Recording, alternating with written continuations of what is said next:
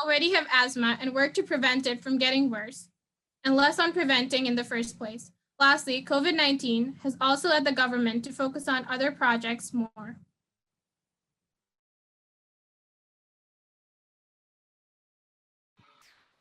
In urban areas like New York City, environmental health has usually been focused on reducing the risks of toxins, pollutants, and dangerous environments within communities. However, in recent years, there's been a growing interest in the positive health contributions from the environment and how it can provide quality, well-designed parks and nature to benefit the health of the public. Trees in particular can serve as natural filters for both gas and particulate matter found in urban environments. To help combat air pollution that leads to the high asthmatic rates being observed in Mott Haven's children, a decision was reached on incorporating green spaces directly into the neighborhood. Green space is defined as any land area that is wholly or partially covered by grass and trees.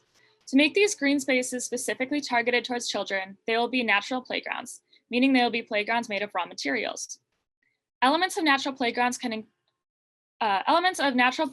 include park equipment made up of trees, rocks, stumps, logs, water, plants, sand, and more. The design of these green spaces can become pretty imaginative. For example, instead of just a metal tower, there can be a natural twist of a growing tree. Rather than having metal play equipment that traps the sun's heat, children can instead climb a jungle gym made of wood or rocks. This solution aims to turn already existing metal playgrounds into green spaces.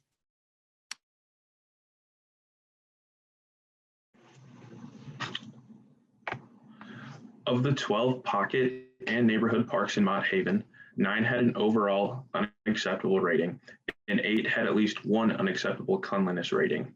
These findings show that New York City Parks Department is consistently underperforming smaller parks and playgrounds citywide. Our innovation involves renovating the parks in Mott Haven that have not been recently renovated or have plans to be. These areas also provide a great base for creating a nature-based playground. These parks are located in the South Bronx, and they are Brook Park, People's Park, Padre Plaza, and Willis Park. These parks are all in the Mott Haven neighborhood. Creating more green spaces involving nature-based playgrounds benefits both children and the environment. So some of you may be wondering why natural playgrounds will work. Well, first of all, this differs from previous solutions. This is an action plan that focuses on the city itself. Instead of relying on outside companies to change what they're doing or simply sharing knowledge, we are actually going to reinvent part of the neighborhood from the inside. Our big goal here is to assist children's asthmatic symptoms. Investing in new green space may help promote child respiratory health through buffering traffic-related air pollution.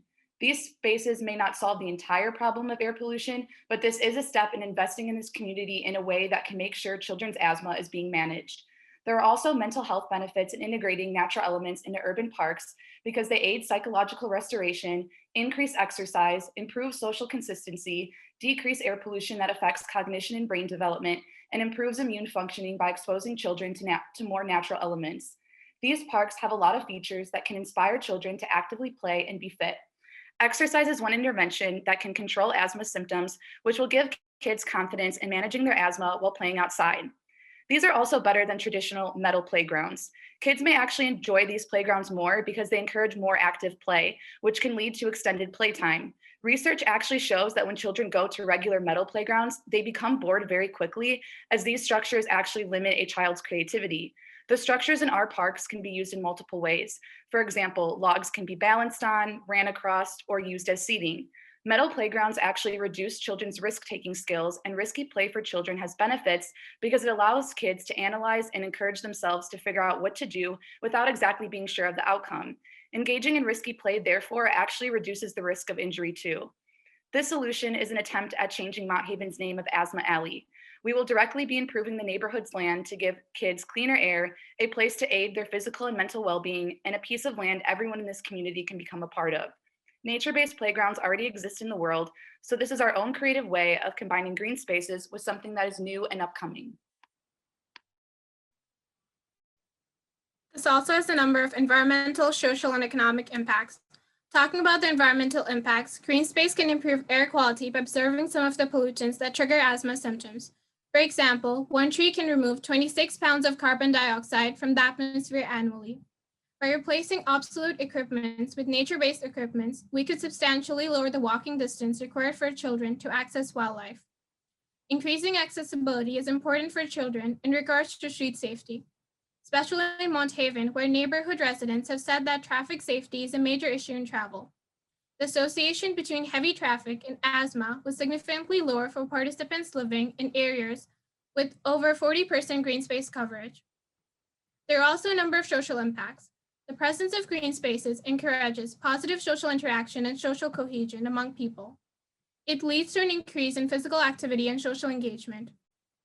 These green spaces could be used for social gathering, leisure activities, and also promotes recreational activities. A study found that the quality of parks was positively related with the sense of community. According to Maslow's hierarchy of needs, the sense of belonging and connection is important for people. Green spaces also have positive economic impacts, such as improving workplace satisfaction and productivity. One study found that employees with an outside view of plants experience less job pressure and greater job satisfaction than workers viewing man-made objects. It can generate financial returns that are often many times greater than the money invested into the project. Home buyers prefer homes closer to parks and greenery. Parks increase property value, which increases property tax revenue. Research shows that a 5% increase in property value within 500 feet of parks is an estimate of the change in property value due to proximity to a park. Our solution could benefit the entire community in many ways. Our main source of funding will come from New York City's Parks and Recreation Department. The NYC Parks and Recreation Department has a capital division which oversees and manages hundreds of capital projects. A park is deemed eligible for funding if it is a long-term infrastructure investment greater than $35,000 that will be in place for 5 years. The idea of a nature-based playground fits into this requirement, as the goal is to build a safe, well-designed, long-lasting, and accessible playground that children can enjoy for years.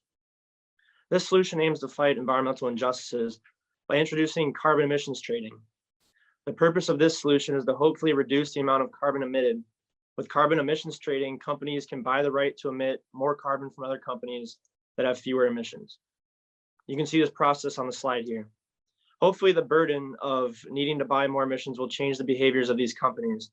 We use the money from this solution to fund the planting of greenery, update the parks when necessary, and to maintain the parks for years to come.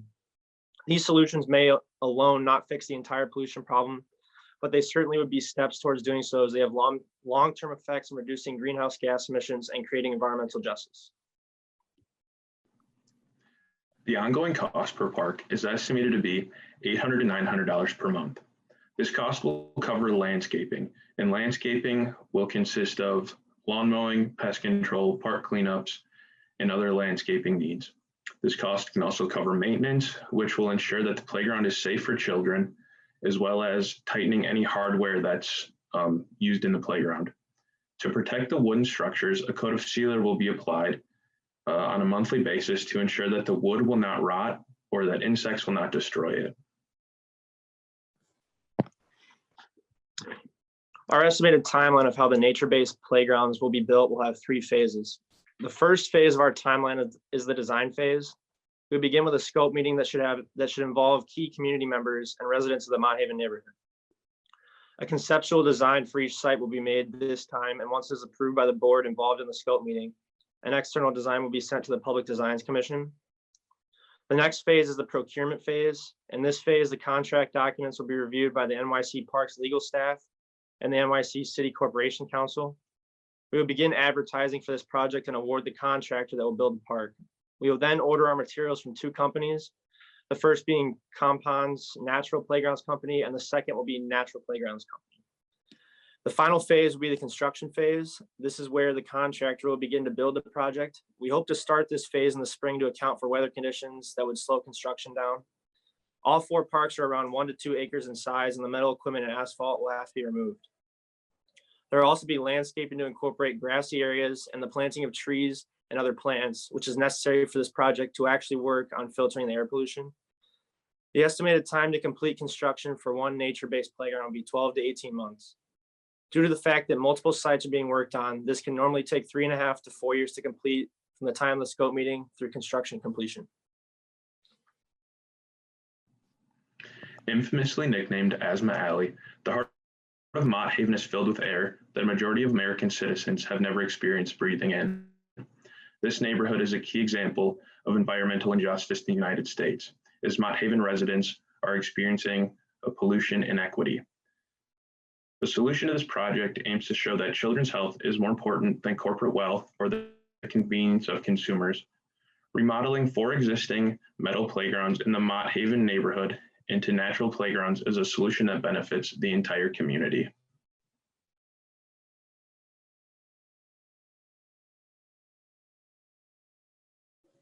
Okay, are you ready to take questions?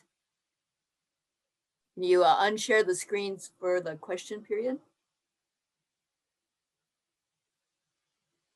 We have one question in chat. How has COVID-19 influenced asthma rates and air pollution? Is one question from, and then there's a second one from Ren that I can ask after. I'll ask after this one. Go ahead. So yeah, we did do some research into how COVID-19 is currently affecting this issue, and it really is. So we did compare South Bronx cases versus Manhattan cases, who is just over the river from the South Bronx. Manhattan has more people than the South Bronx, but people from the South Bronx are 3 times as likely to be hospitalized and die of COVID-19 than those in Manhattan, who are, like I said, just over the river. They also have a lot of pre-existing health conditions, one of the biggest one being asthma, clearly. So yeah, we did look into that. And there is definitely a big gap in just like looking at the different neighborhoods of New York City and seeing the differences in the COVID-19 cases. There's a second part to that question. As this area is near the other states and has millions of people coming into the city from different states every day, do you think it would be harder to regulate this with people coming from other places where they aren't impacted personally by this every day?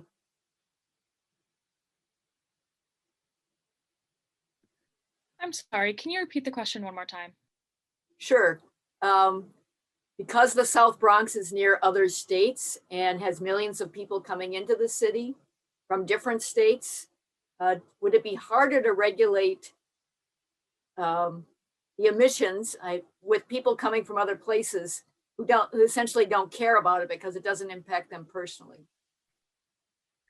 Okay, well, the majority of the emissions are caused by the diesel trucks, which there's industries all around the South Bronx. That's kind of the environmental injustice part, is that all of these industries chose a low income neighborhood to be around. So that's what most of the emissions come from. Just as a follow-up, do you have a percentage of is it the diesel trucks themselves? Is that like 80% of the PM 2.5 and that sort of thing? Is there I believe, sorry, No, I that's cool. believe it is around 64%. For the diesel trucks alone? I believe so, yes. That's what we found through our research. The one statistic about the 80%, that was that the New York City City Council confirmed that 80% of New York City's waste, a portion of that 80% is dumped into the South Bronx. So that's where that 80% had come from.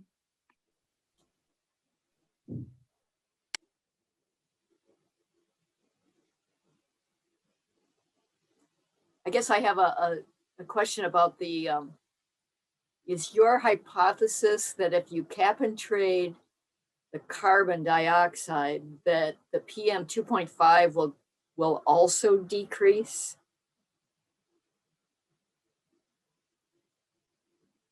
Sammy, if you want to go, you can, but I was going to say that the carbon emissions, if that's what you're talking about, the carbon emissions trading, that's just the name of it. You can trade whatever. So like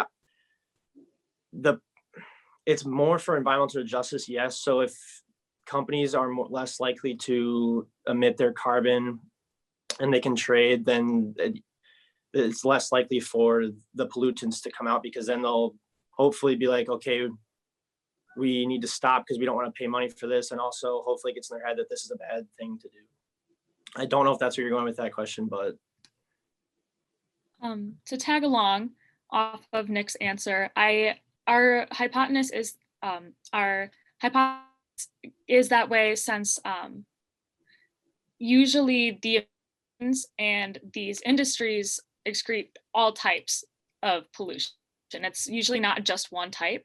So hopefully by instilling a incentive to use greener practices, it can cut down on everything.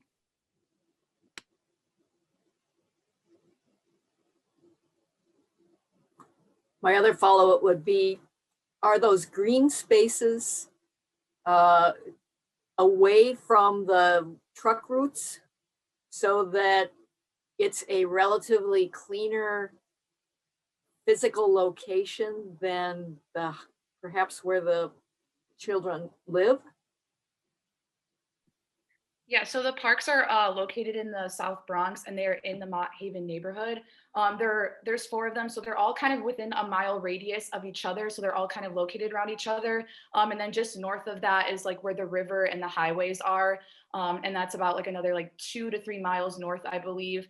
So still kind of close to those facilities, but also away where we can kind of build these parks with hopes that they'll kind of filter the air where the children kind of would pass these parks going to and from school and going to and from their homes.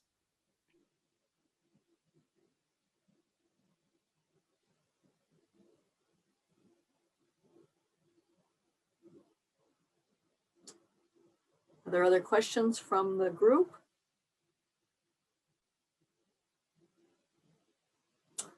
Okay, let's thank this group for their presentation. And we'll see everyone this afternoon. Thank you.